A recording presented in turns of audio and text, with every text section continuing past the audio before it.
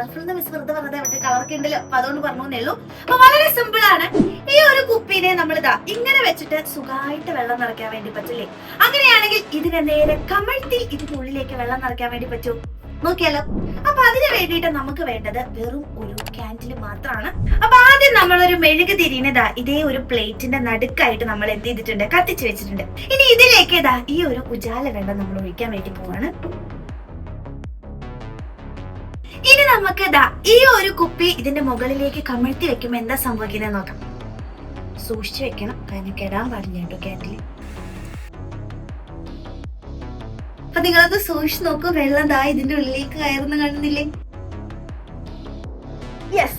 അപ്പൊ ഇതിന്റെ പിന്നിലുള്ള സയന്റിഫിക് റീസൺ എന്താണെന്ന് നിങ്ങൾക്ക് അറിയണ്ടേ? വളരെ സിമ്പിൾ ആണ്. നമ്മുടെ ക്യാൻഡിൽ ബേൺ ചെയ്യുന്നത് ഓക്സിജൻ യൂസ് ചെയ്തിട്ടാണ് അല്ലേ?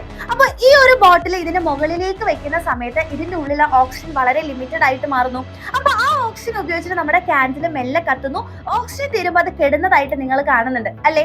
അപ്പൊ ക്യാൻഡിൽ കെടുന്ന സമയത്ത് ഇതിന്റെ ഉള്ളിൽ നേരത്തെ ഉണ്ടായിരുന്ന ടെമ്പറേച്ചറിനേക്കാൾ കുറഞ്ഞു പോകുന്നു.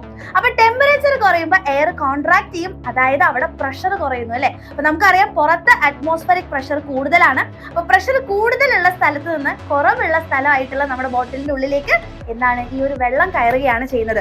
അപ്പം ഇതാണ് ഇതിന്റെ പുറകിലുള്ള റീസൺ. ഇനി നിങ്ങൾക്കുള്ള ഒരു ചോദ്യം, ഈ ഒരു ക്യാൻഡിൽ കെടാൻ സഹായിച്ച ഒരു വാതകം ഉണ്ടല്ലേ, ആ വാതകം ഏതാണെന്ന് കമന്റ് ചെയ്യാം.